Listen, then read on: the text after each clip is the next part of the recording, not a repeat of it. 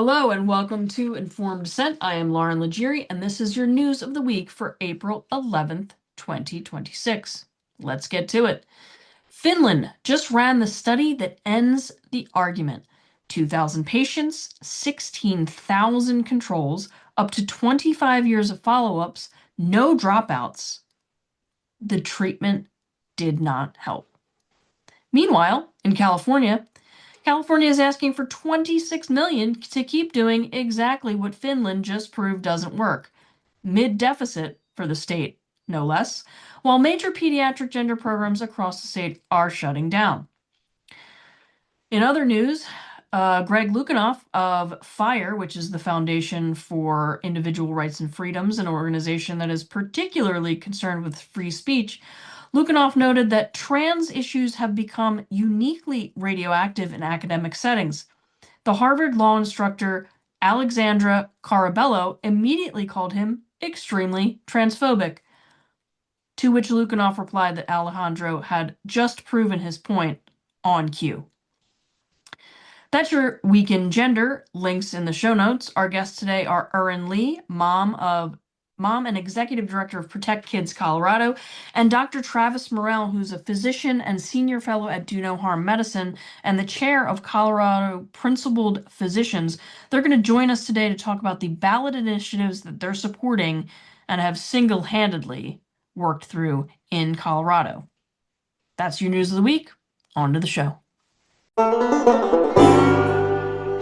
Hi, everyone, and welcome to Informed Dissent this week for Saturday, April the 11th. My name is Jamie Reed. I am a whistleblower from a pediatric gender center. The gender center I worked at was in St. Louis, Missouri, where I'm looking out the window right now at the weird spring, is it going to rain, is it not going to rain weather. And I have one of my esteemed co-hosts with me, and we have a guest today from behind the scenes that we wanted to talk with and check in with. So first, my co-host, if you would like to introduce thyself. I am Lauren Leggieri, co-host of Informed Dissent and co-executive director of the LGB Courage Coalition. And Corey Cohn is not with us. He did not die. He is just not with us right now, to be clear. Okay. And we have today a guest. She is our head writer for the LGBTCC Substack and the Informed Dissent News of the Week newsletter. And Leanne, I want to give you a chance to just briefly introduce yourself, and then I'd love to go back in time for a moment, I think when we first met you. I'm Leanne Owen. I am a 56-year-old lesbian. I live in Montgomery, Alabama. Spent most of my life in the Deep South. Writing this Substack has just been the opportunity of a lifetime. I was writing to a Substack audience of about 10 before I hooked up with you guys on pretty much the same topics, that we're still writing about today, because it was for me at first nothing more than a vent to have good mental health by having a place to put all of my thoughts on this whole issue. Okay, so we've just turned this into the lesbian tell your age hour. So I am. No, we did not. Wait, we did not? No. I'm proud to be 56 at this point. Okay, well, I guess Lauren isn't going to let us share her age. That's because she's a millennial. You guys can all feel free to guess in the comments. So, Leanne, do you remember when you first linked up with LGBTCC? Yes, I had basically been following you since you fell out of the sky. When you whistle blew, as I always like to say. And it must have been in late summer. It was after y'all had been to the Endocrine Society. And I saw all these wonderful people during Pride Month actually doing something that represented what I think Pride was like back in the 90s and the late 80s when I first started getting involved in this kind of work.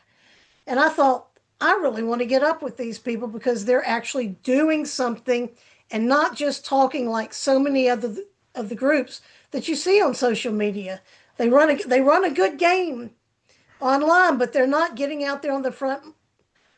And y'all were going and testifying. Y'all were going to these societies who make all this crazy stuff happen, and saying this is not okay with us. And that was something that brought me back to what pride used to be like in the old days. I remember that Endocrine Society Pride Month. We held a um I struggle with the words here. We held an advocacy event at the Endocrine Society conference where we had written materials and signs out front. Just all we wanted to do was talk to the endocrinologists going in and out. And you're right. I do think one of our kind of specialties that we started with right from the beginning is going to where the actual doctors are that are part of doing this. So the American Academy of Pediatrics, the Endocrine Society, um, some of us have gotten ourselves banned from places for life. Lauren, you're Some banned of some from, of us. Yeah, I can never go back to the Orange County Convention Center in Orlando ever again in my life. do you think your What picture's like in the security room? No, I don't, because honestly, the reason they kicked me out was because I got past their terrible Segway riding security. So no, I don't think they have a picture of me. I'm pretty sure I could go to a flower show there if I really wanted to. And I have been now banned for life from the American Psychiatric conferences. Mhm. Yeah, I didn't even do anything. It's fine. I was just the person in the audience whose face they knew. Yep, Okay, so Leanne, you have joined us on a number of these events, and right now, one of the interesting things I know that you're doing behind the scenes is you are trying to keep a pulse on the gender war news every week. absolutely. And some weeks there's a little bit, some weeks there's a lot.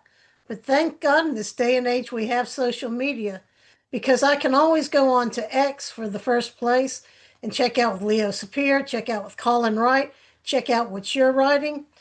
And also check out people like Brianna Wu because you can find stuff from the opposition that'll point you towards a good story. So, I usually take Sundays off and then on Mondays I start checking in about what's everybody getting their dandruff up. And then I try to get that solidified by Wednesday so we can have it ready to go Thursday night. Although I must apologize to our group because this morning's Weekend Gender went out with some typos and stuff because I got an old draft that was still in edit. So it's got some craziness. So I spent my morning at the dog park correcting it, and it should be all good now. So that's one of the things I know that you've worked really hard to do is we've been putting together this volunteer writing team. So you're not the only one that's actually doing the writing though. I could not do it without my editing group. Bev is just a technical wizard. I heard her once described as a pirate who comes onto your piece and competently takes it to new heights, because she is technically, and my other edit, who is a parent whose name we will not say, she destroys the passive voice in me that every teacher since probably about my junior year in high school have tried to destroy. And they couldn't even take it out of me in graduate school, but I've just got these wonderful people who work with me week after week for the love of what they're doing. And it amazes me how much work we put into it and how good I feel about it. You were telling me last week that people were talking about the amount of good content we were putting out, and it's because we couldn't do it if we were three individuals. We only can do it because we are a team. Yeah, that's so true. One of Yeah, the, I just go can I ahead, just Lauren. say our the team that they're talking about is the LGB writing Substack team, and it is really the backbone of our organization right now. So if you're listening to this and you haven't read our LGB Courage Coalition Substack, it's definitely well worth it. And it's the paid subscribers to the Substack and to the Informed Dissent that really keep this mission moving forward. It's all volunteer. Like Leanne, her whole writing team, they're all volunteers. We have people working behind the scenes tirelessly to bring you guys the news, evaluate what's going on in the world of gender, and really just be our support team. And so if you haven't checked us out, if you're not a paid subscriber, I'm gonna give the plug right now. It's only $8 a month, and it really does it really does make a difference. That $8 a month really does make a difference for this movement, for our organization. And if you don't have that, please share it. Share it with 5 people that you know that have never read it, and ask them to become a free subscriber and just start seeing the content we're putting out, because we do give you so many. And what I find is a lot of the people, once they've read for 6 or 7 months, they think, I'm ready to subscribe. But we're going to give you a lot of good content every week. Yeah, it's just a really good way to maybe share something with somebody in your life who you've been trying to have this conversation with and you don't know how to start it, because we are coming from a liberal perspective, a gay and lesbian perspective. So if you have some people of the left or of the right that you think could benefit from hearing this information from our perspective, please share it. It really does make a difference.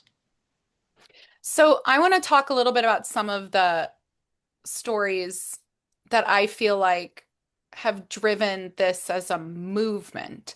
So, one of the things that I find really impactful are these first person narratives. And oftentimes, from the gay and lesbian adult perspective, um, some of the pieces that have hit so strongly include stories of, you know, I think of the piece from the perspective of the gay man who wrote it, who worked in HIV and worked in STI care, and just saw how trans was kind of transforming his workplace on a day to day. And I know he's got a really good piece coming out really soon that I've read in the background that um it just really I just feel like sometimes it's stories you're not going to see anywhere else. Um but Leanne, one of the questions I think I have for you is, do you ever feel like you struggle with narrowing down, like, is our scope big? Is it clear? Because we have the medical aspect of this scandal. We have the gay and lesbian perspective, but then we have women's rights and we have sports and we have prisons. Like, how do you kind of balance that out, or what do you feel like when you're trying to take in the news each week? I try every week to do one that's a little bit more academic, maybe a review of a paper that's come back, or even a critique of something that's come back. And I always try to have one that does have that first person narrative. And that's the ones I really invite all of our listeners here to send us in suggestions if they think they have a good story, because I got almost a year to tell my first person story on a weekly basis, and I'm really looking to voice more and more people in our community and how this has affected their lives. And I agree to you, Peter's piece was just phenomenal. And it's nobody could have had that experience except a gay man living in exactly this time, where the trans man is wanting to get all this stuff that's just wasting our precious government funds in medicine just to fit in and feel more like a man. Yeah, it was a really strong piece. Do you, so going back to just you personally a little bit, so you're from the South. When did you first, when did when did trans kind of first become, because you were following this before I became a whistleblower, you were already like in this. So how did you discover this? You know, like many people, I saw it basically asleep for a long time, because One of my best friends moved out to Seattle in '07, and her first two roommates that she found on Craigslist were both trans men in the early stages of transitioning. And I just in my head at the time kind of clocked, huh, that's a different way to be a lesbian. And I just never really thought about it very much farther on that thing. And the whole Jazz Jennings thing happened while all of America was asleep. You know, everything that they say we've never done to anybody, I always say they did it to a kid on the Learning Channel. You Yeah. know, but then my personal story goes I'm a massage therapist in my personal life. And my mentor from massage school happens to work in the obscure field of massaging college diving swimmers. And he was at the infamous NCAA's over at Georgia Tech, where Leah Thomas swam. And I got some pictures from him. The first one being Leah Thompson's broad shoulders, broad enough they don't fit in my window here, leaning out. And I started looking into that stuff because before COVID, I'd been unwilling to look at things. My brother had tried to show me some stuff about some dudes that were in track up in New Jersey before COVID, and I told him he was just being a transphobe and a bigot, you know. But how somebody in my life that it made me look at things a second time, and it was just in time that, you know, Kathleen Stock and Helen Joyce and a few of the voices had started writing, and Abigail Schreier, certainly. And so I started with the perspective of they need to transition these people earlier so it'll be fair for them to be in women's sports, to all of a sudden, oh my God, they're doing this to children when I read Abigail's. And about that was about the time that you fell out of the sky. So your brother tried to kind of like turn your head, like, hey, look over here. And he's never been homophobic in any sort of way. But I still was just, but he was a Trump voter. So I was just looking at anything that was coming from that kind of avenue is just, that's just him being a Republican. Wow. Okay. So let's talk a little bit about some of the news recently. So I'm just going to ask because I'm slightly curious. Did you study journalism? Public administration was my major in college with a minor in political science. And I didn't finish my master's, but I was doing it in U.S. labor history from proletarian perspectives. Wait, say, all right. U.S. U.S. labor history from proletarian perspectives. Okay, so you're old school Republican. No. Okay. So, Although I come from a long line of them. My father was one who voted for Reagan in '76. okay. Okay. One of the things that I found interesting is you talked about how you discovered these writers. So, do you think that there's something important about, I mean, right now, I think in, the normie world, people talk about how teenagers don't read anymore, nobody reads anymore. It's all driven by, visual images and clips and things like that. But it sounds to me like there is still a group of people who turn to writing, turn to longer form pieces or memoir or kind of things like that to help inform their perspective on current events. Would you say that that has been a really important driver in understanding the trans phenomenon? Absolutely.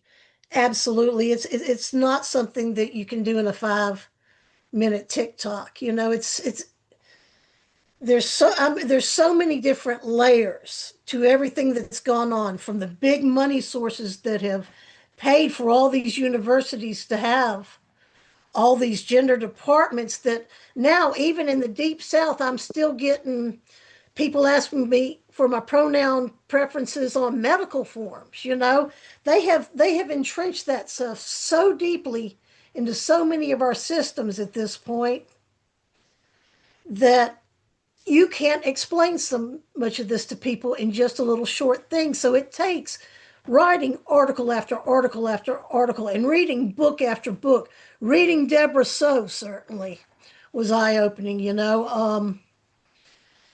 to really start getting mind's your mind's eye around all this. I mean, it was a whole system and it was ready to be put in place by the time Biden got in, you know. I'm interested. I just suddenly kind of had this image of like thinking about how there might be a whole bunch of people out there who are uh, hanging on the periphery. So before you were able to kind of directly get connected, you had purchased books. You were following these writers. Were you reading, like, if you read Abigail Schreier's book, did you have someone to talk to about it? Not really. My girlfriend, and she's a real sporto. Matter of fact, when I get off the phone with you, we're going over to Auburn to see softball today. Could we be any more quintessential, stereotypically lesbian? But that's where the writing on Substack really came in, was because I did not have a big avenue of people, because all the gay people I know think I've lost my mind down here, with a few exceptions. I see the people who have not unfriended me and give me the thumbs up on my Facebook Oh, when I post something. Lauren's talked about that too. Yeah, like publicly, people will distance themselves from you, but privately, they'll be like, "Great, I really appreciate what you're doing." And in some ways it's comforting, but in some ways it's really frustrating because you're like, "Well, you could speak up for me publicly and I wouldn't have lost my business." And I understand. I'm still fighting Google to get a couple of TRA Google reviews that somebody who's never seen me put on my yeah. business. They do not play by honest means, and that's because they do not have a good argument at the end of the day. You don't have to cheat when you've got righteousness on your side. Yeah. Do you have an idea, just from like the writing perspective? I feel like, we're trying to keep up with this news as this is coming out. And there are definitely weeks where I feel like I'm drinking through a fire hose. And there's the study out of Finland, and, Segum just reviewed the Utah study. And right now, Ben Ryan is putting out amazing video content that he got out of WPATH. Like, there's so much that's coming out all the time. And we try to keep up with it. And I know next week we're going to have a guest who's going to do kind of a deep dive into the Finland and the Utah um, data with us. Do you ever think, or should we always remember ways to circle back to a newcomer? Like, do you ever think about how do you balance out if somebody was reading the news of the week from the gender war for the first time, how it would read to them? I hope we put things in simple enough language. Like the Finland piece, you really have to read every line very carefully about their saying between the control group and because there's so much misinformation going about this. I really feel like our editors put this in a simple language where people can. And with a story as complex as that, we've got a short piece that was in the Week in Gender this week, but we're going to hopefully have a two-part series that's going to be coming out this coming week. That's going to break it down into the study, and then the second piece will probably be on the reaction to the study. This new study out of Finland, you're gonna Yes. deep dive. Yeah. Okay, but just call me crazy, but I feel like in some ways you are having to step in to write the news, that if we had a more robust, real journalism system in our country, that study would have been picked up by medical watchdog groups, or at least like the science writers if they used to exist. If their name is not Jesse Siegel or Ben Ryan, they're probably not writing about it. God bless both of them because, and I've been sitting here watching all this wonderful stuff that Ben Ryan's been putting out, going, Leanne, you live in Alabama. You probably could have gone down to the Attorney General's office and got all this Oh, stuff. I really, when I started seeing what he was doing, I was going, oh my gosh, that, because our friend Dr. Roy certainly could have given me a good enough invitation to probably get to the yeah, information. yeah. But We my hat's off to the journalist. Do you ever feel kind of a push-pull like in the do you ever feel like journalism and advocacy and how does like are we reproducing kind of what led us to this problem from the other side? Do you worry about that or do you feel like you're always striving to make sure that there's fact or evidence even with the I strive for objectivity in everything I write. That being said, we are content creators. We are not journalists like Jesse or Ben are. So I do have my point of view. That's why our first person narratives do so well. Is it some gay or lesbian or maybe some parent or some detransitioner telling you this is what's happened to me? And I think that for the newbies, those are the stories that often help them get into the deeper story going, oh my gosh. yeah, it's that connection. That's interesting. I wonder, is there a hope that do we hope that more journalists continue? I mean, I don't know, that step in, or are there, or Well, do you, the hope is that they change the laws in this country to where we go out of business, and I don't have to spend every week writing about the fact that we're harming children in this country, and that women in prisons and women's sports and everything aren't being invaded by a bunch of males. That is my hope, is to be put out of business by common sense. Yeah, I second that. I'd like to have more time to garden. So yes, I will. If that happens, Jamie, I bet Lauren would let you get those chickens. I am going to try this afternoon to um, start baking some homemade bread. I don't Good. understand why we're buying store-bought bread. So Good. You got a good sourdough starter? no, I don't yet, but I read a whole lot about that last night and I'm excited to start this. I love to bake and I'm like, why don't I bake bread? Like this is ridiculous. Oddly, I love to cook, but baking I've always felt is my super weak spot in cooking. I'm the same way, Leanne. It's a different thing. Cooking allows a lot more room for and creativity and like you can fix things easier if you put too much salt in or you don't put enough salt in. It's a lot easier to kind of fix something you're cooking, but baking is very precise. There's chemistry to baking that there is, and not that there's not any chemistry in cooking, but with baking, it's much more scientific, I find, and the I don't like the measuring. Like people will No, ask, yeah, I'm yeah, not a measurer. I'm a yeah, handful of this and a sprinkle of that. same, yeah. Okay, so this will become the lesbian cooking hour show once we Yeah, get I gender. look forward to that day. I'll tell you about all my Asian pan cooking stuff Oh, that I me do. too. I Oh do a my lot God, of me too. Asian. Okay, okay. Talk to Claude about Asian Oh, pan okay. Asian cooking. I'm telling you, I've gotten some of my best new recipes from AI. All right. Good Okay, tip. I'm gonna keep us on track. So there are three books that I know that we are all kind of waiting on. You mentioned one of those authors already. So Jesse Singal has a book in the works. Lisa Sellen Davis has a book in the works.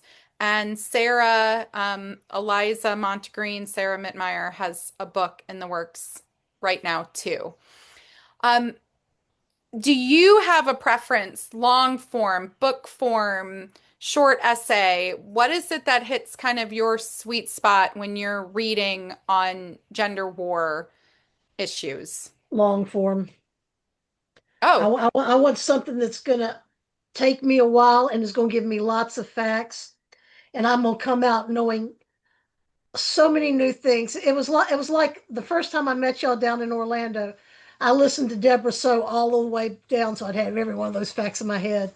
And I really find, and I don't care if you want to listen to them audible because I keep both my Kindle and my Audible, and I'm often reading on one of them while I'm listening to something else on the other. Because there are times I can listen and not read, and there are times I can read and not listen. But we're You blessed with technology now these days. Do you think that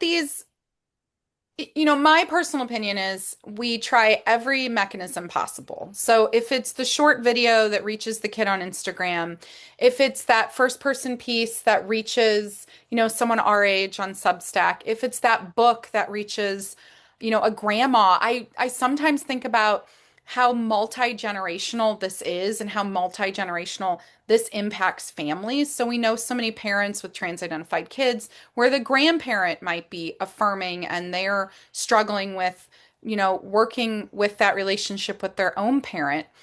I think all of these avenues reach different audiences in different ways. I know you've mentioned a few writers or content creators right now, as we've been talking. Um, what are your, do you have any recommendations or even Lauren, like who would you point like a total newbie in the direction of? I think it would I think it would depend on who the person was because I've noticed like some people are kind of like if they're concerned about women in sports, you point them that way. If they're a parent, you want to talk about the medicalization. I mean, it really depends who it is because just like it's there's so many pathways into a trans identification. There are so many pathways into kind of seeing it for what it is as well. I think the underlying thing is that people have to be curious because, and we'll talk about it a little bit in our next segment with our two guests, that there really is an epidemic of apathy out there. People kind of think like it doesn't affect me, it's not my problem. Even like a live and let live mentality. And until you kind of can make people understand like no, this is really a society-wide problem, whether it's personally affecting you or your child or not. The downstream effects affect every single person in society, and so you just need to find a way to that's best for that person to introduce them to the idea and an alternate perspective. Again, I often use our Substack. Like there will be an article and I'll think of someone I know and I'll send that article to them. And, you know, sometimes it really does flip a switch for people. It really has to be tailored to that person's experience, I think. Hmm. Leanne, what about you? I don't know that I could say it any better than Lauren just did right there because it's true. I mean, and that's the great thing about our team is we have people of all ages. So we are putting out that short form and that medium and that long form. We've got something for everything, and we have such creative people like that circular reasoning video that you just put up on our YouTube page yesterday. I mean, that goes for somebody who really sees things visually to see how all this stuff with WPATH really got started with the circular research. I think that's been one of the highlights of working with all of y'all is just being around so many creative people. I completely agree. Okay, before we wrap up, I want to talk about two more kind of topics. So, one of them is just about how we or are we kind of reforming a gay and lesbian community and how that feels. I mean, I know that how this feels for me, that I just feel privileged every day to get to work with people who understand me on that level and what my family looks like and those kind of things.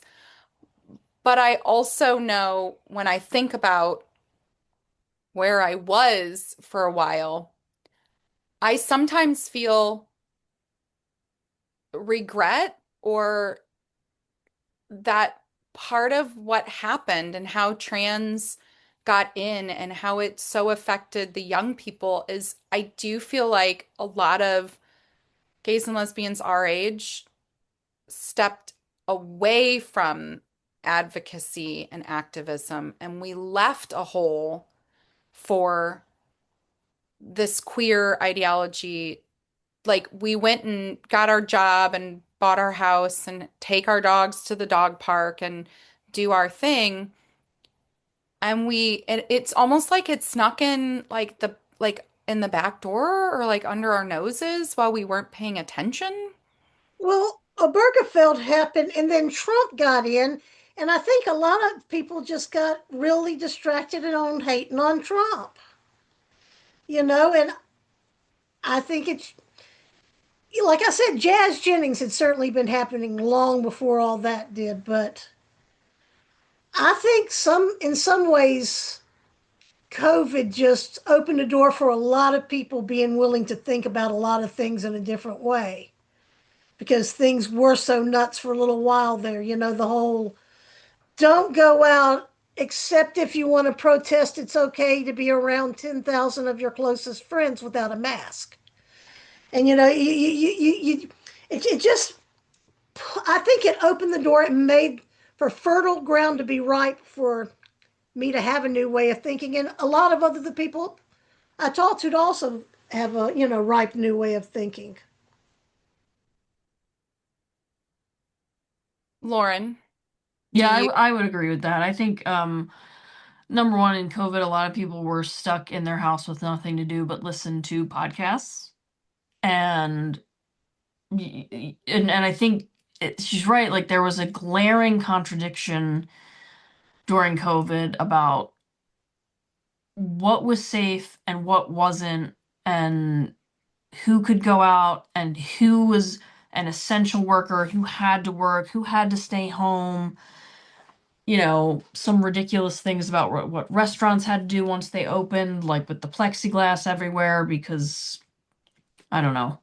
It highlighted that like not everything is in order. Not everything does make sense. And it was such a glaring contradiction that I think people started to question other things that were glaring contradictions. Because it was also in 2020 that Leah Thomas was all over the news. And that, I think, visually for people was a glaring contradiction. They were like, wait a minute. Wait a minute. This is clearly a dude. And we're being told that we're supposed to celebrate this person as a championship women swimmer. So I do think that that particular time, it really did open people up to thinking about things in new ways because they were in so many different ways being told that what their eyes were seeing was not what they were seeing. And I think people started looking for information to explain things from other sources than just mass media, and a lot of people were kind of cut off from their social circle, so there was less social pressure to conform to the ideas that were dominant around you. Yeah. What about how we continue to bring in or connect with other, particularly gays and lesbians who are gender critical or have taken a, a stance around medicalization? Um, how do you feel like we build up that volunteer kind of base and pool? And I'll say, especially knowing that, Leanne, you've had Google reviews against you in your small business. Lauren's small business was driven out of town. Um, it's still not the safest position to step out into. Um, but Do you feel like there is space more and more for more gays and lesbians to do that?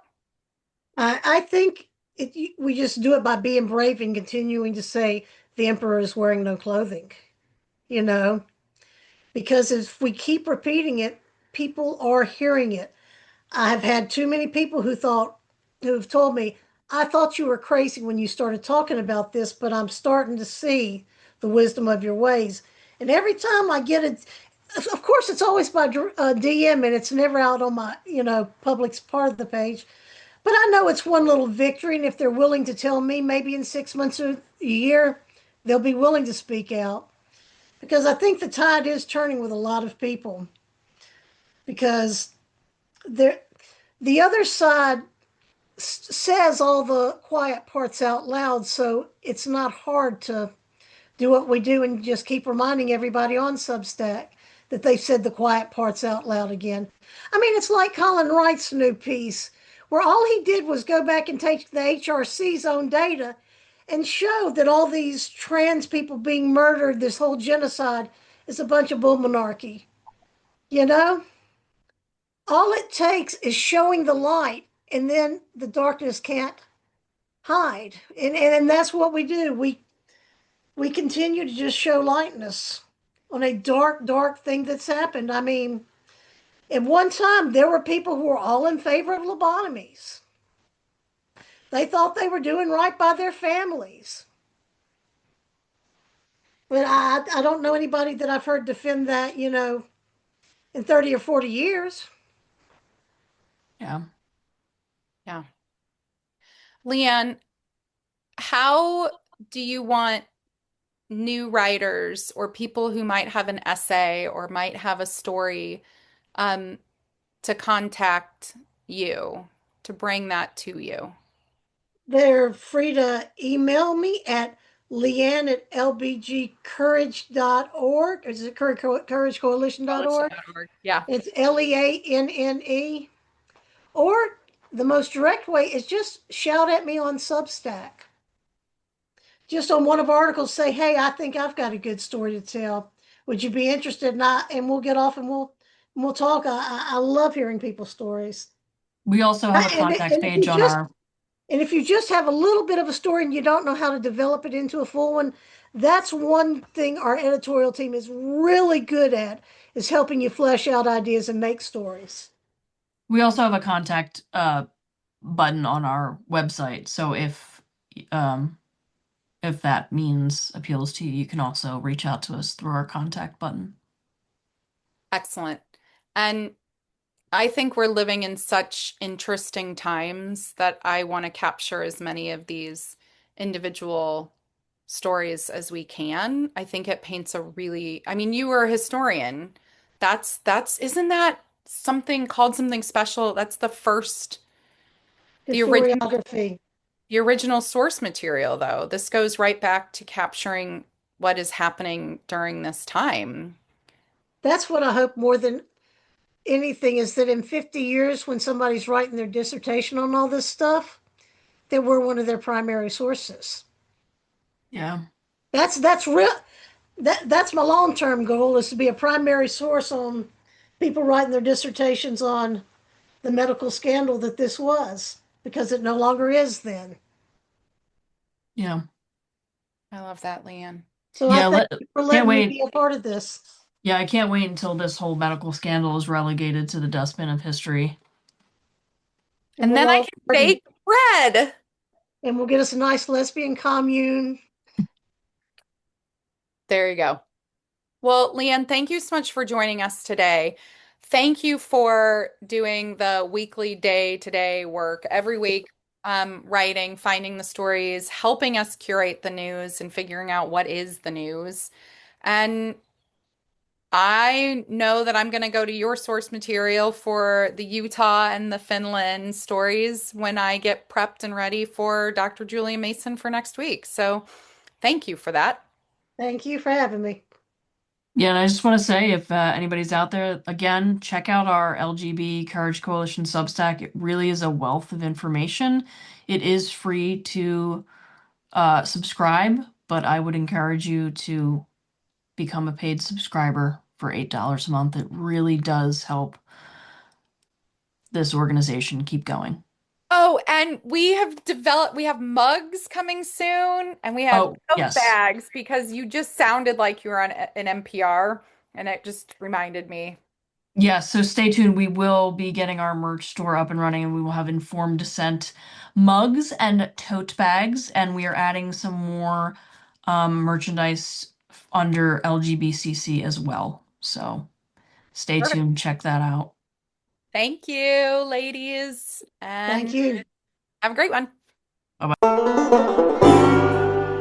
Welcome to Informed Dissent.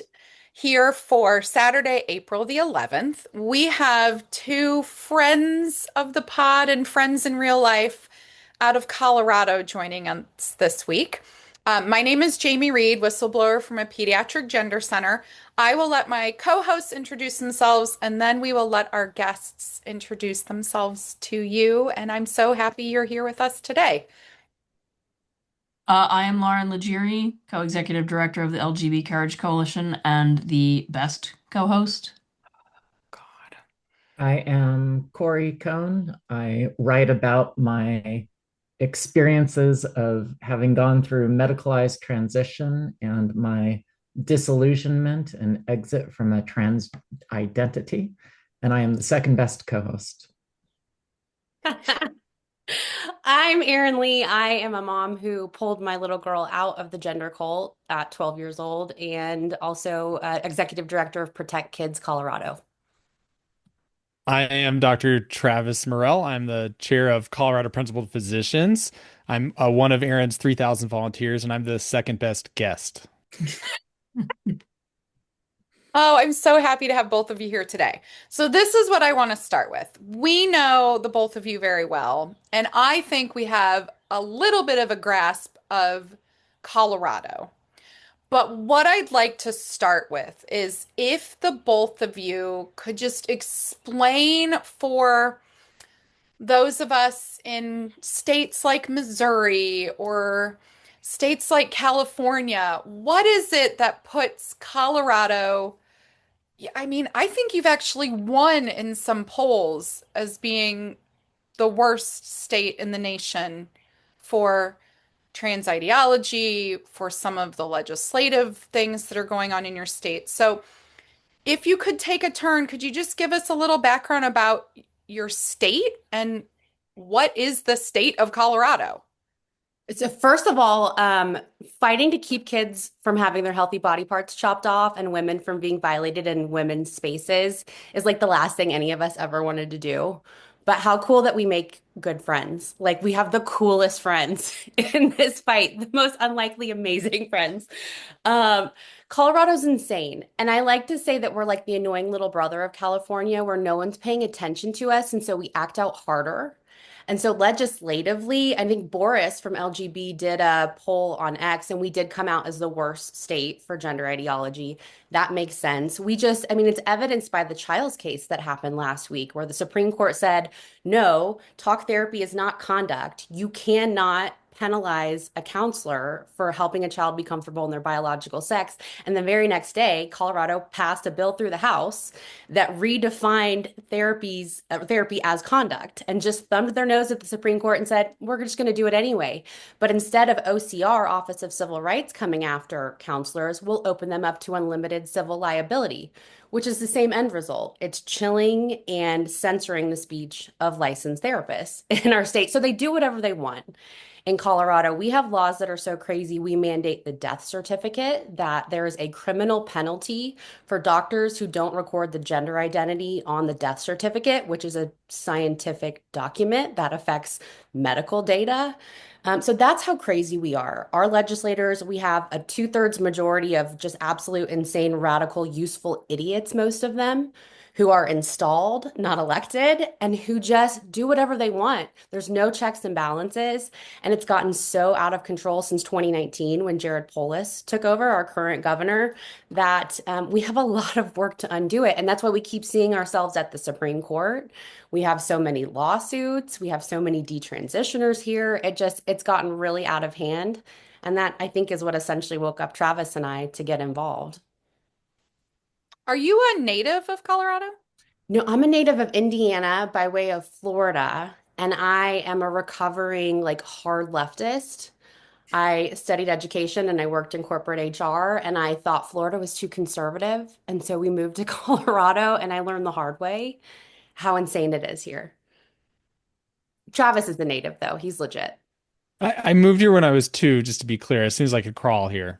Um, and I just want to say that Aaron's points, it's not only crazy. I mean, this really affects people. We both know multiple parents who, they go to court and they can't find a psychiatrist or therapist to even support them against their crazy ex that's trying to ship off their 13-year-old to Colorado Children's to get puberty blockers. They can't find a doctor. They can't find a therapist. And they can't because it would threaten their license. And now, as soon as Childs won her case at SCOTUS, Supreme Court, they're going to try to make it, lawsuits for life if you try to speak up. So the chilling effect is very real. People are always like, why don't the doctors speak up? And I don't have a great defense to that, but it would be sure great if, we weren't threatening to take away their licenses and therefore their job and their house if they do. Again, I think we should speak up anyway, but this really hurts. This chilling effect really hurts kids and really slows down the natural development of science, which is, not going on. And I like to say that like we're a libertarian state. Oh, I think it's like 60% now of our voters are unaffiliated. It's actually equal Democrat Republican. It's mostly unaffiliated who are very like libertarian, live and let live minded, which is great, but you have to draw a line at some point. Like that can go too far, and we're evidence of that. They're like, "Oh, cutting off kids' body parts, let them live." Just let them do what they're going to do. Like that mentality has a breaking point. We have to draw a line in the sand. And I think Colorado is an interesting test case in how that has gone too far. And then there's also a book I encourage everyone to read. It's called The Blueprint. It's how 4 radical billionaires, including Pat Stryker, Stryker Medical Corp., one of the lead funders of mutilating kids' bodies, was one of the billionaires that fundamentally flipped Colorado just by everyone getting they pooled in their money, but the rule was vote blue no matter what. So it didn't matter what you stood for, who you were, what you had done in your past. If you had a D next to your name, we vote yes, we put money behind them, and they flipped this red state blue and then flipped it insane from there. And it's gotten so left now. I mean, they are a lot of our Democrats aren't like normal Democrats that you think of from the 90s. We have literal Democratic Socialists of America, which is, I think it would be communist, but communists are illegal or something, so they call it that instead. And we barely shot down a bill that was to legalize prostitution in every single county of the state, which is much more, which is much more intense than Nevada. I mean, that's just the most recent one off the top of my head. So it's not. Not legalized. Wild West that shit. Sorry. Like, Okay, I'm going to interject for a minute because if you are just listening to this podcast episode this week, I would almost actually recommend you pause right here and flip over and go turn on the screen. So, two things have just caught my eye. First of all, when Erin went to turn to pull the book off of the shelf to show us this book, what's the book underneath your stack there? oh, unmasked. Oh, under Ayn Rand? Yeah. So I thought you were going to show us, everyone should Oh, read this. it's good. And Travis is looks like a home studio with a rotary telephone off to his side. So I'm just loving the backgrounds here for both of you with your books and your rotary telephones. Um, you talked a little bit about how Colorado was red and was flipped blue. Does Colorado have a divide between the urbanites and rural? Is there like a red rural and a blue cities? Like or is it very purple? Like what's kind of the Colorado vibe? We have a divide between insane and apathetic. And like really, that's kind of how there's a small minority, and I think this is the case in most places, of insane people who are passing the laws and getting elected and getting away with this stuff because the majority are willfully ignorant and apathetic, and they just don't pay attention. Like what Travis and I know about these laws, you won't find a single person in the state who knows all of these bad laws that have been passed that affect them because we suffer from willful ignorance and apathy. That's my assessment. Yeah, most of Colorado is red. We're a rancher state. It's like cattle ranchers and farming and oil. And kind of like Washington, a lot of Californians moved into the urban areas and brought their nonsense with them and vote like they voted in California. And now we're just, people call us California or Camirado. Like we just have been infiltrated by a small group of crazy people and the people from California who vote them in. Yeah, and I would add that the and I would give the guilt to both sides, right? I mean, it's definitely the left's fault for pushing this, and they just push further and further and further and further and further and further and further off the cliff. But the right side is, yeah, apathetic or cowardly, frankly. And I mean, I'm in, and the left is very organized here and funded. So I'm in like one of the redder counties.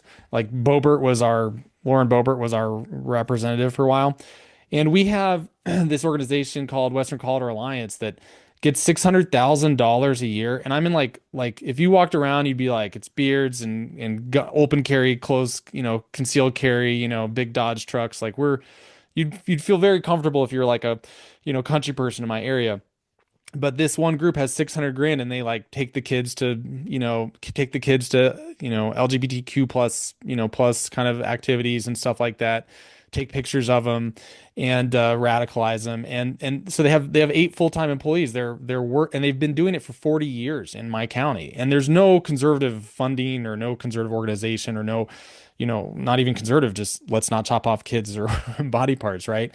Like it's very organized, and it goes back again to what Erin said. The billionaires figured out a long time, if the people in the blue cities and on people and also rich people from Montana can just send in enough money, the conservatives and most of us are independent in our state will just kind of roll over and just let it go. No, you guys know, I know you guys, LGBT Courage Coalition does the work, right? Those of us who are in this know LGBT Courage Coalition is leading. And what that means is stupid freaking meetings and sitting in the plane all day and then sitting in the Capitol all day to testify for 3 minutes, right? I do the work with you guys. I know what you're doing. It's not as glorious as people think, right? And most people just don't want to do that. But if you pay 8 people in a little small town to radicalize people, they'll do it. It sucks that it's political, doesn't it? Like I used to vote Democrat down the ballot. Why does this have to be a political issue? It's just common sense. We shouldn't chop off kids' body parts. We shouldn't allow men into women's prisons where they're getting raped and impregnated. Like I don't understand why this has to be a politicized issue and why all of us probably get lumped in as like far-right Christian nationalists. How dumb is that? No, we just believe in truth and common sense and protecting kids. It's really that simple. Well, and they don't have any other arguments except for ad hominems. That's the other problem. Well, I think what frightens me the most is that, so your ballot initiative, and we'll talk about the details of that, but your ballot initiative was successful in Colorado. The same as in Washington State, their ballot initiative was successful. These are 2 very blue states, and you guys are getting a lot of on-the-ground support for things like, as you said, we feel are common sense. So what's frightening to me is that there's clearly a disconnect between the people in power and what regular people really want and what regular people's values are as well. And I think that's really frightening, that normal everyday people like you and I have to take on this enormous cause of mobilizing everyone in an entire state to say something that is commonly agreed to among those citizens. And you have to bring it to your legislature and force their hand to do something that is just, quite frankly, I agree with you, common sense. But let's get into the ballot initiative.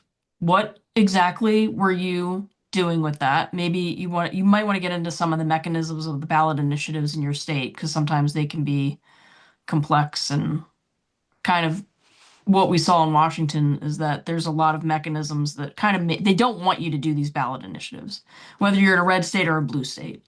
They don't really want this. So, Jamie, do you have any more specific questions? Because I want to get into what the question you're asking the voters in this blue state. Yes, but Corey, did you have anything to jump in real quick? Well, I just want to make a side comment, which is I think Lauren, you used the term regular people, or maybe Erin, you might have used the same term, regular people. But I want to reframe that slightly as the non-elites. You take a look at the most educated, the wealthiest people. That's a small minority, but they have an outsized amount of influence. And one of the things that they use their influence for is maintaining their elite status. And that's one of the things that we run into in every state in this entire dynamic is that the elites are the ones who make most of these decisions, even though there are plenty of Democrats who find the situation horrifying, but they're not elite Democrats. They're just the working class, and their influence is minuscule compared to the people who are at the top. Can I agree with Corey and make that point before Erin answers Lauren's question? Yeah. So Corey's right. So in Colorado, like Erin said, Erin has polling that all of her ballot initiatives are positive in our state. And you've seen Harvard Harris, which Harvard isn't like super conservative bastion. It's nationwide, not only the surgeries, but the medicines, everybody, including it's like 67 or more percent of Democrats are on our side and more independents and more Republicans. So you're 100% right that the normal Democratic voter actually is not for this. But Colorado has mechanisms in place that will blow your mind to keep that elite power. And I'm just going to tell you one of them. One of them is representatives by appointment. So we have senators and assembly, we call them representatives, other people call them assemblymen or assemblywomen. There's about 100 in our state. And over the past 4 elections, anywhere from 21 to 29%, almost a third, don't get in initially through election. They're just appointed by a committee. And there's so many news articles where what'll happen is somebody will like say I get voted in and I'm like a mainstreamer Democrat or something like that. And as soon as I get in, somebody offers me this awesome high paying job at some, NGO or whatever. And then I get out and then a crazy, DSA leftist, Democratic Socialists of America leftist gets in. And I mean, you can look that up. Even the Colorado Sun, which is definitely not a conservative paper here, they wrote about this. And so literally like almost a third of our representatives don't even get in through elected. It's not even a democracy. And it just perpetuates a few, I don't know how big the committees are that choose that. It's small. It's maybe a dozen or two people, I forget. That's who's picking our representatives. It's not the voters in Colorado. Oh, So Lauren had asked you, Erin, about your ballot initiatives. So I would love it if you could kind of walk us through what the primary ballot initiatives are, how you got them to the the status where they're at now, and then where do they go from here? Yeah, so we have 3 initiatives. The Children Are Not for Sale Act, which Colorado is a state where you can rape 17 children on 17 different occasions and get probation guaranteed. So we have no protections for buying or selling kids. We have no protections for child rape, sexual assault. Like you see all these predators in our schools and they just get let out on probation every time for raping kids. So this is a first step. It's life in prison without parole if you buy or sell a minor child for sex. That's 108. And that was born from our legislature completely ignoring this, unilaterally Democrats voting no to hold rapists accountable. They sympathize with the rapists. Oh no, they might go to jail and get raped, therefore we can't put them in jail. That's their argument. 109, which is girls' sports, just keeping sports male, female, co-ed. And then 110, which is stopping the irreversible sex rejecting surgeries on minor kids. And unfortunately, when we polled, I couldn't guarantee a win on the puberty blockers and hormones. And so that's another thing that we're going to have to tackle in the future. But I'm so encouraged by these initiatives because they're going to topple the dominoes. Like we here on this call know that gender ideology demands absolute fealty and they cannot give an inch. And when we pass these at the ballot in November, that's where they go now, right before the voters, straight to the ballot as we wrote them. Everyone gets a chance in Colorado to vote on this. They just need 51% to pass. And we're going to pull that card out from the House of Cards, and we're going to watch it topple. And what's so cool about how we did it in Colorado is Travis can attest to this. He was on calls with me where I was crying my eyes out because no funders came through. No big celebrity names came through. Like we were truly 3,300 everyday grassroots Coloradans from every walk of life who were just like, we've had enough. This is our only means to stop what's happening in our capital is to just do it ourselves and trust that voters are going to do the right thing. And they are. So we did this with no funding, no backing. It was just 3,300 Coloradans who stepped up, carried petitions, got the signatures, and it was a historic win. Like that's never been done in Colorado. We had the most volunteer signatures ever, the highest validity rate ever, the most people engaged in a volunteer gathering process. It was just, I'm so encouraged by how people got behind what we were doing. Like, again, every day, moms and dads and grandparents just saying, nope, I've had enough. I'm going to take a petition and do my part. And we're going to truly shift Colorado. Like, I think what we're doing here is going to have a ripple effect and show all the other blue states you can do this too. Like, if we can do it, anyone can do it. I want to pivot slightly for a minute.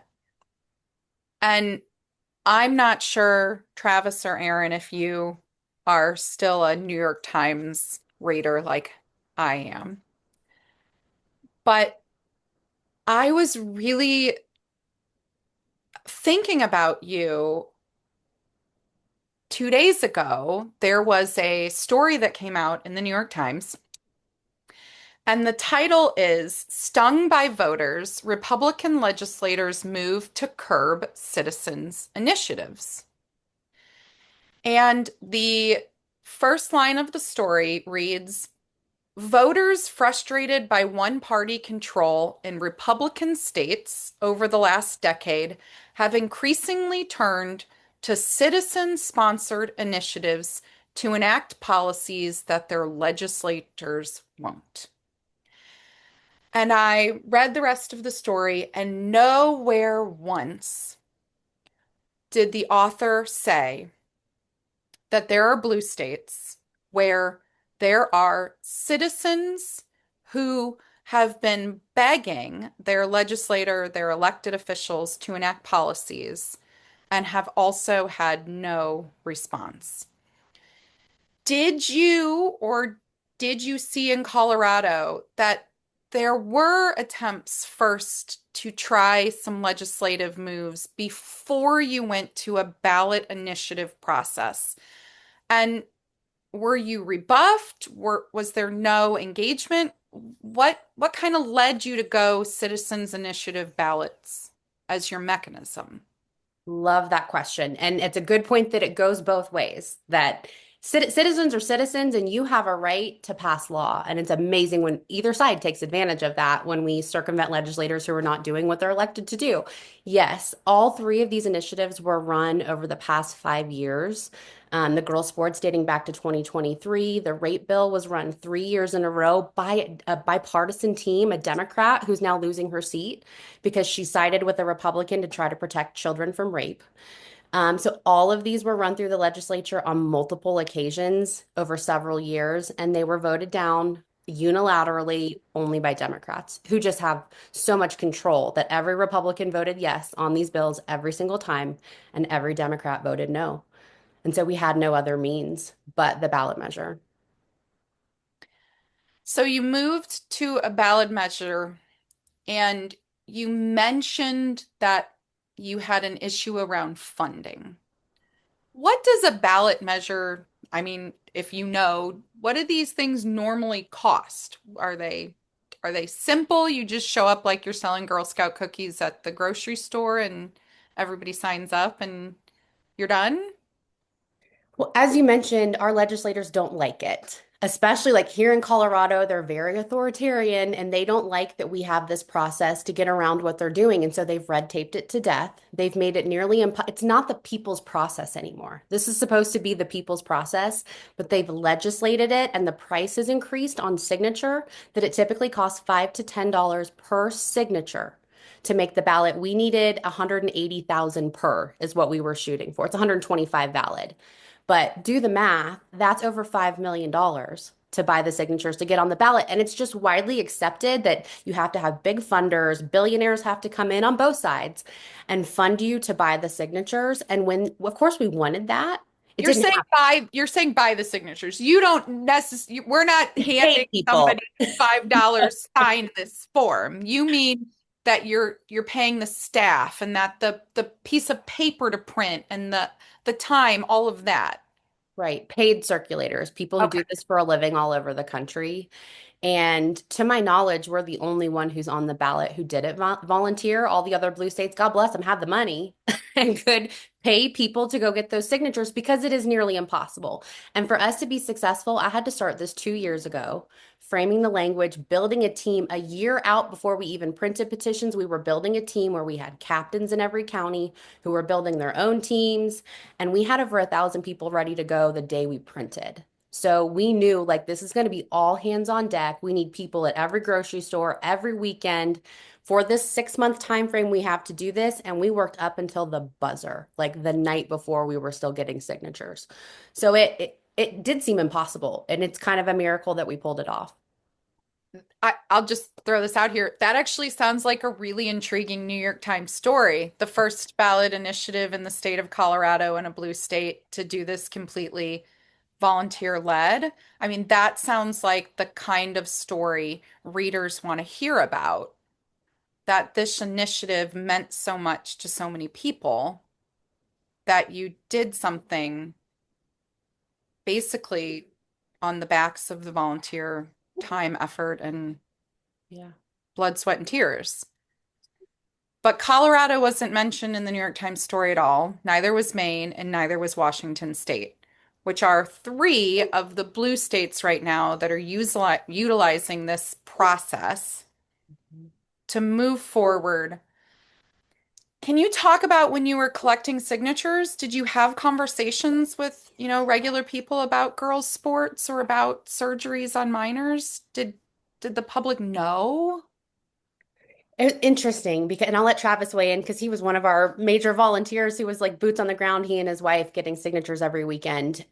It's interesting that a lot of people just, again, we suffer from willful ignorance and apathy, and they don't understand it's a problem. And when we were never met, besides a few radical people who organized on Reddit to come protest us and flip tables and punch grandmas in the face.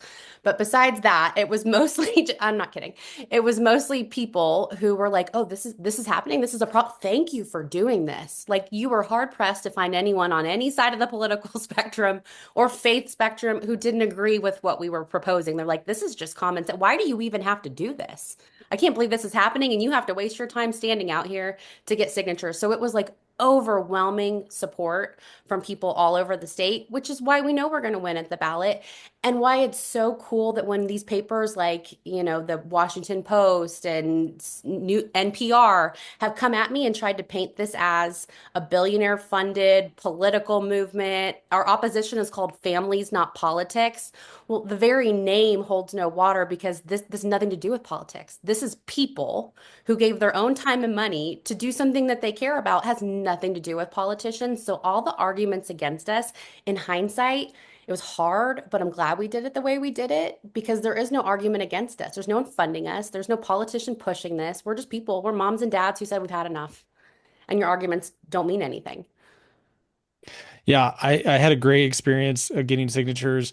I'm going to complain first and I'll say something nice. The most annoying stereotype, I'm going to stereotype some people here. The most annoying stereotypical person that I ran into was the conservative who's like, that's not happening in our county or that's not happening in our town.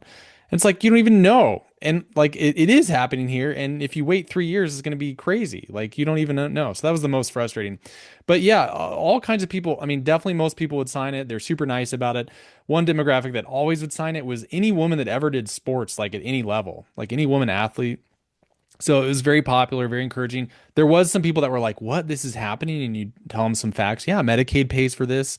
Puberty blockers at 8 to 13. We have our biggest hospitals do surgery at 15 and 16 on mastectomy on girls. I know people in our town at the Catholic hospital that have done it. You know, it's been done at 15 years old and maybe younger at the Catholic hospital.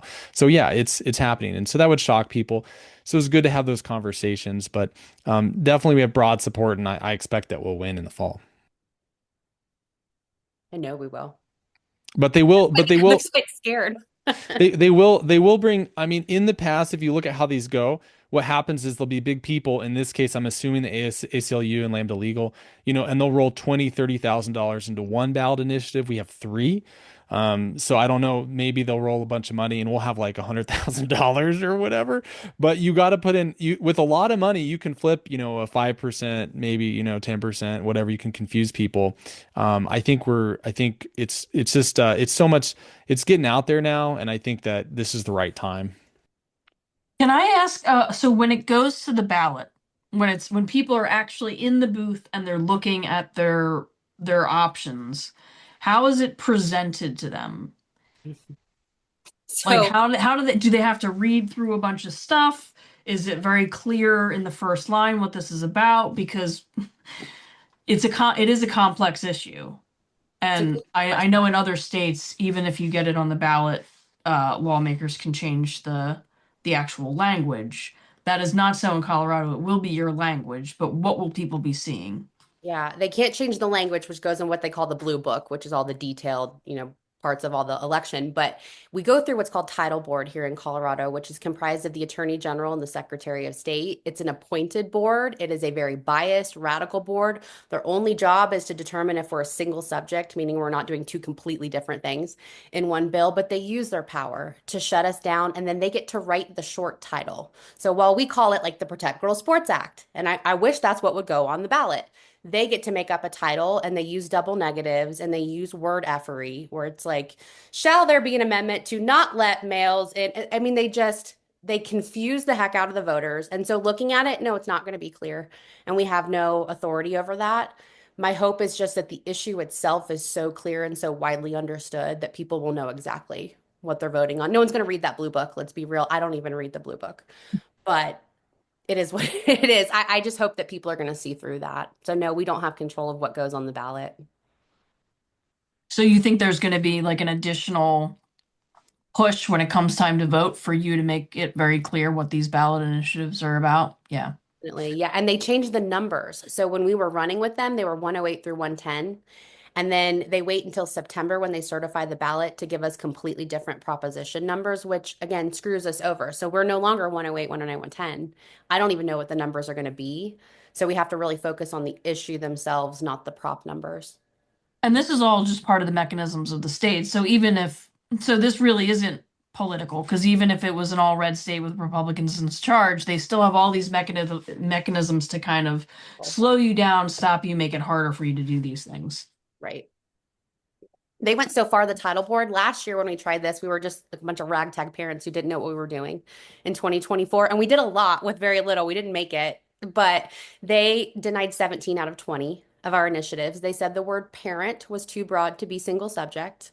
This year, they said that our definitions, which Dr. Travis put together, which defines male and female by how your gametes are organized, it's foolproof. They said that would be too confusing for Colorado voters and tried to deny title on girls' sports. They wouldn't understand our definition of biological sex. Do you have any recourse? Like, is there any kind of back and forth, like in that process at all? It's a live hearing, and we're so blessed to have former Secretary of State, the last Republican elected official, is our attorney on these initiatives. And so a lot of people in that room used to work for him, the good ones. And so there's reverence for him. And he walked in and was able to kind of like buck up, and they backed off of us. But we really don't have a lot of control. We have to just go with what they're doing, or they'll deny title and it'll be dead. Yeah. Why wouldn't they just do that and make you go through extra hoops by suing? They did last time. I mean, 17 out of 20. This time I don't know how we made it. There was a lot of things that were absolute miracles in this process. I think having that attorney who they know does not mess around and would sue them and would win and waste everyone's time and money, they just kind of gave in and let us clear. But that's their MO, is to deny it and make us sue. Last year we got sued to the Supreme Court. So when we did get our title, then our opposition came in and sued us to the Supreme Court. And that slowed us down and ultimately prevented us from getting signatures. Because with all that legal battles just took up their time from like 6 months to 2.5 months or something. So it's all just a game to them. They didn't this year, though. They didn't challenge it. Right. I, But you had good sign. What organizations are backing your opposition? So One Colorado is leading the charge, and they are a very well-funded LGBTQ organization. I mean, obviously, they just focus on TQ plus. Let's be real, they don't care about LGB at all. And then Planned Parenthood is behind them. And it's interesting, a lot of the funding they get is not from Colorado. It comes from California, Oregon, Washington, DC. It's so funny that they blame us for like, this is outside money and politics. It's like you are. Like, I know you are, but what am I? You take outside money. You have the agenda. We don't. But while I'm here, if anybody want to donate to protectkidscolorado.org. And actually this does affect kids across the country because most of the states around us have banned this kind of stuff. And so our state has taken a lead, led by One Colorado, who's funding the opponents, what they call the Transcontinental Pipeline. And if you haven't checked this out, I know we've tweeted about it before. It's tcpipeline.org. One day, the One Colorado spokesperson who calls that person a doctor. I don't want to break a law or break my conscience in Colorado. I'm not allowed to say certain things in Colorado. Anyway, calls that person a doctor. Bragged that instead of 40 kids a month, we're getting 600 kids a month from out of state right now. And I was like, I'm going to make fun of that on Twitter and call it the Transcontinental Pipeline. And then Dr. Gonzalez was like, so-called doctor, was like, it's the Transcontinental Pipeline. I'm like, you took it.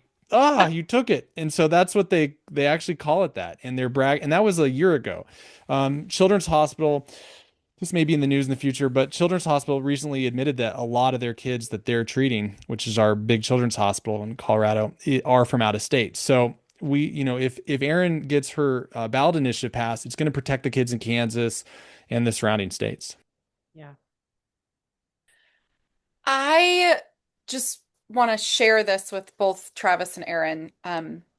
So recently, Lauren and I watched a video that highlighted Chase Strangio.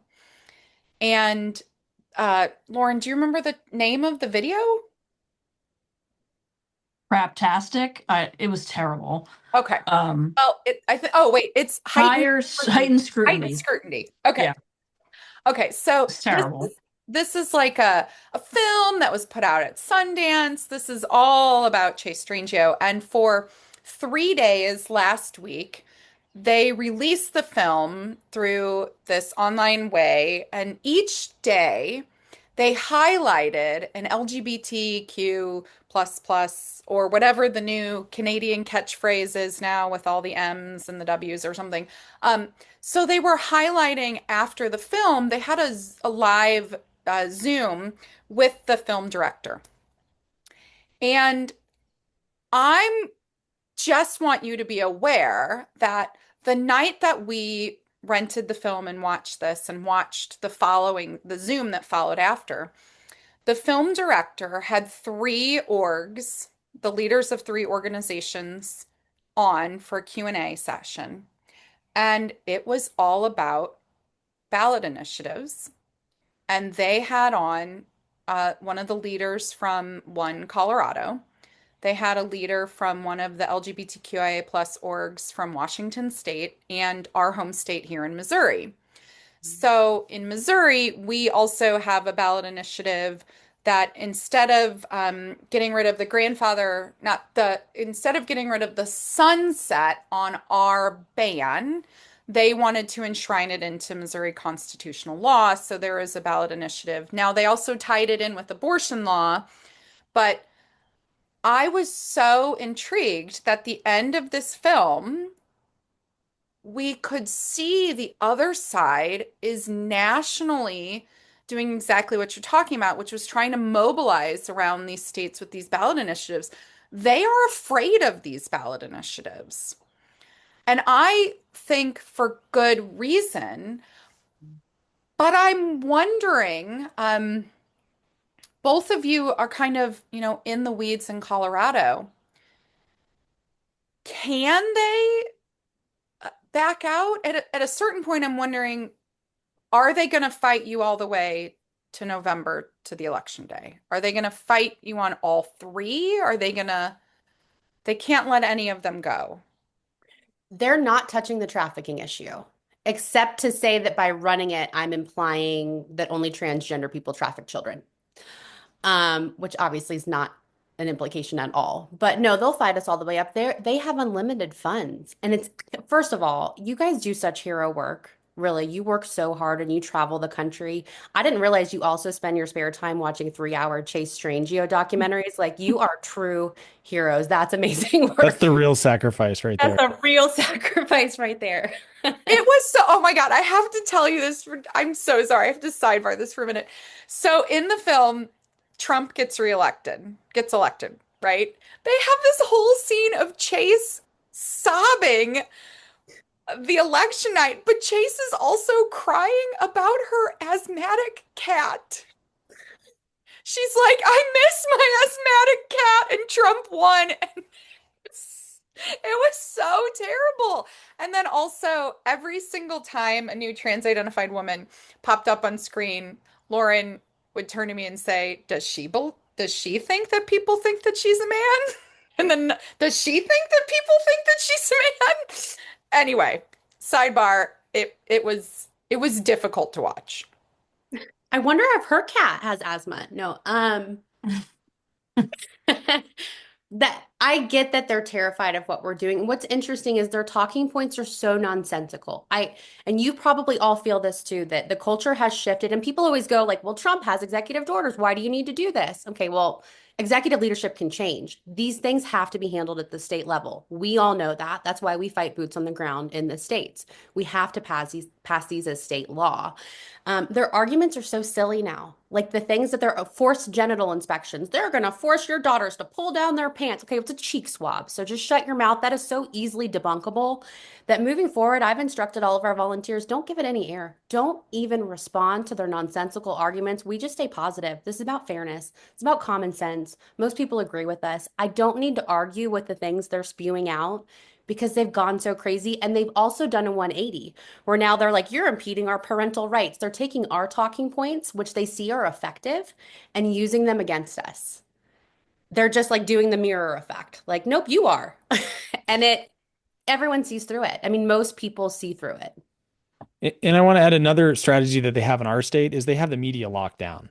So whenever anything happens, like there's been no articles on the Cass review, no articles on the HHS report, no articles on the Finland paper from this week, no articles on, I mean, you name it, the WFAT files, no articles, zero.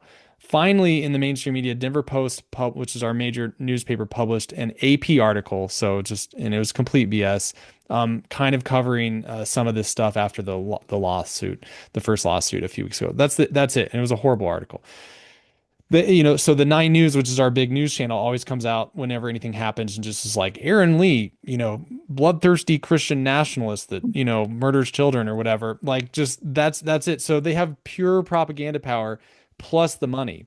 And I think that so many people here in the media and in legislation and in the very wealthy activist funds, they're going to go full tilt all the way to the end for sure. And there's even one crack in this ideology, it all kind of crumbles down. So they can't give up. And then it's big money for them. I don't know if you've looked how much like Lambda Legal got, like $250 million over like 2 years. And ACLU and Lambda Legal both went up by like 10 times when they moved from other issues to TQ issues. I mean, 10 times the amount of money they get every year. So big money and too much. They've done too much to back out now. And I think proof that we did it without big money up until this point, no, even we had a lot of conservative opposition that were like, you're playing in our sandbox, you're impeding the process, you're never going to be successful, you're wasting people's time. And we did it anyway. And I think that's proof that we don't need, I hope we get $50 million to play in the CBS, NBC sandbox. I do. But I'm operating as though that's not coming.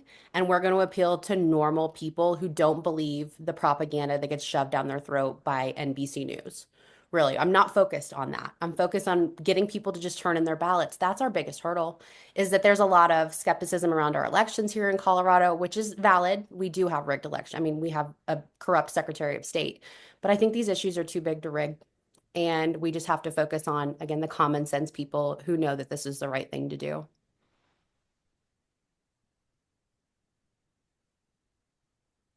Corey, you seemed like you had something to jump in, and then you. Well, I just not to repeat myself, but there's still this elite non-elite split, and it seems like the non-elite outnumber the elite, and you need a marketing strategy. I don't mean to criticize my wonderful co-host Jamie, but she thinks that the New York Times is what causes the sun to rise and set. No, I don't think. I It's mean, true. I have at least backed away from NPR, but I was such a diehard liberal. I did. I, I woke up every morning. I stand corrected.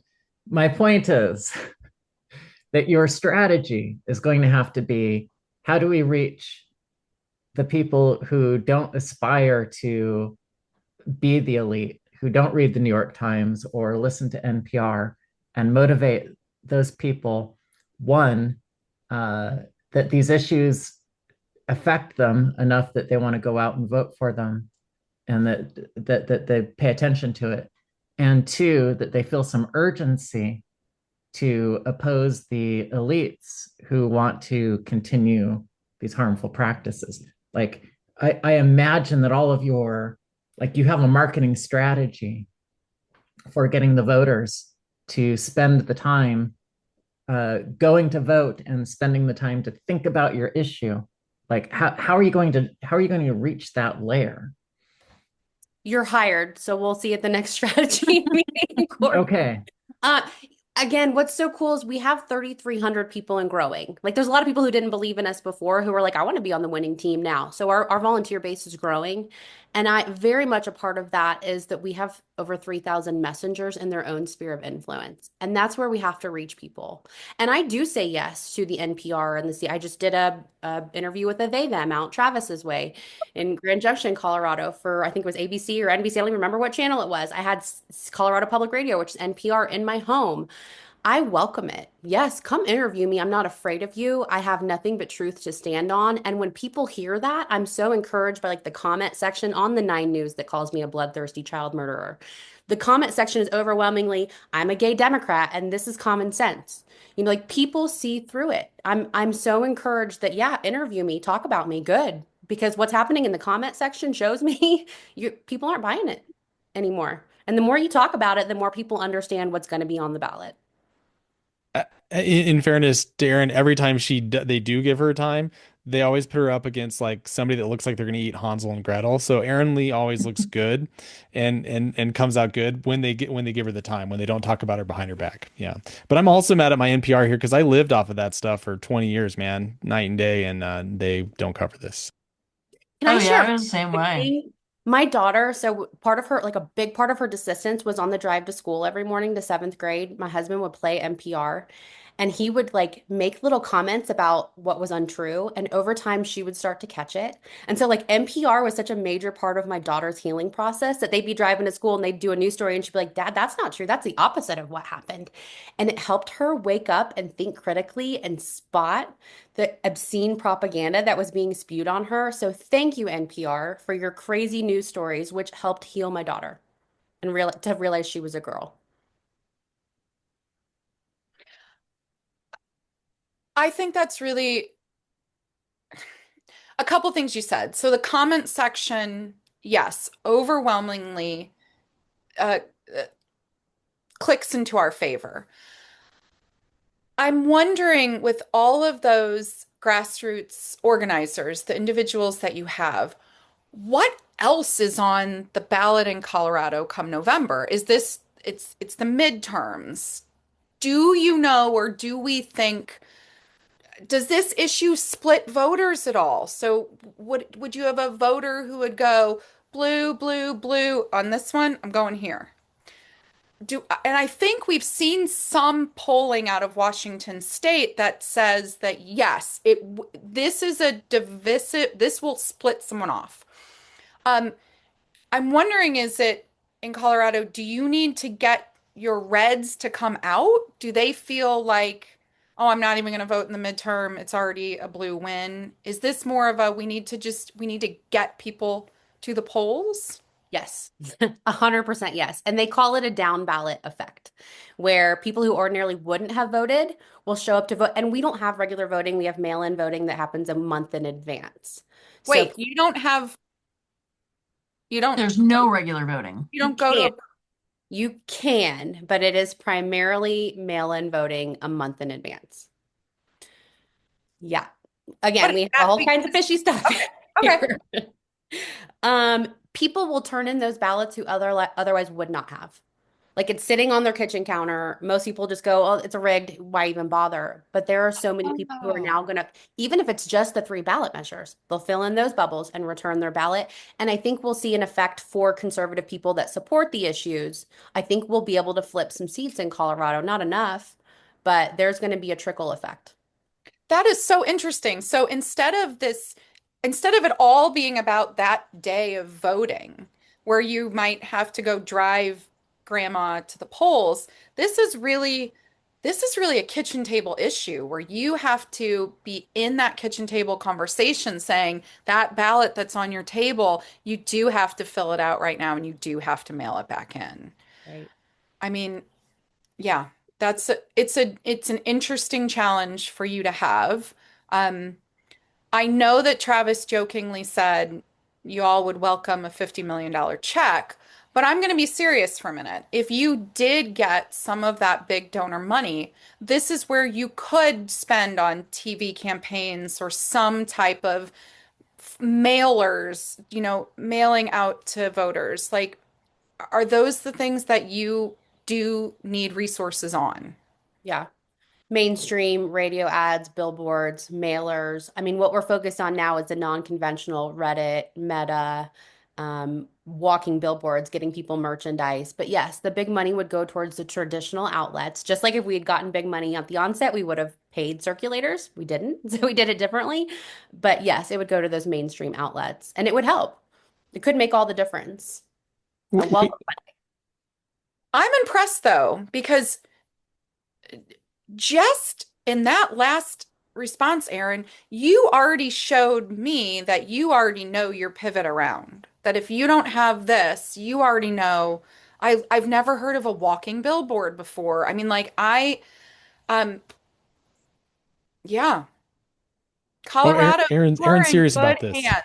You are in good hands right now with Erin and Travis. Okay, so let's do this. We need to have you back come November. So I think what we need to plot out is we need Maine, Washington State, and Colorado back come early November, and we need to check in with you and see where you're at, and we need to continue to support your all's efforts on the ground. yes. And Arizona and Nevada are the other two that have made I don't know if they've made it yet, but they will. So it's not just us. And we don't work together directly, but we certainly support each other. Like, when one wins, we all win. How can listeners find you? And I'll put it in the show notes. So I go by Erin for parental rights on all platforms. And then our org is protectkidscolorado.org, O-R-G. And Travis. Yeah, I'm on X at Morrell, 2 R's, 2 L's, Morrell, MD, MPH. And don't go to my website, go to protectkidscolorado.org and send her $5 or something. That'd be great. Amazing. Okay, we'll put all this in the show notes and we will have you come back come November. Thank you so much for joining us today. Thanks, guys. Thank you. Thank you for joining us and getting to the end of this week's episode of Informed Dissent. I grew up part of a family of writers. My brother had self-published 2 novels before he had finished high school. And my dad wrote and published science fiction short stories for years from a home office that had a life-size Xena warrior princess cardboard cutout in it, which basically tells you everything you need to know about him. I loved writing too. And for a period of time, I was a journalism major.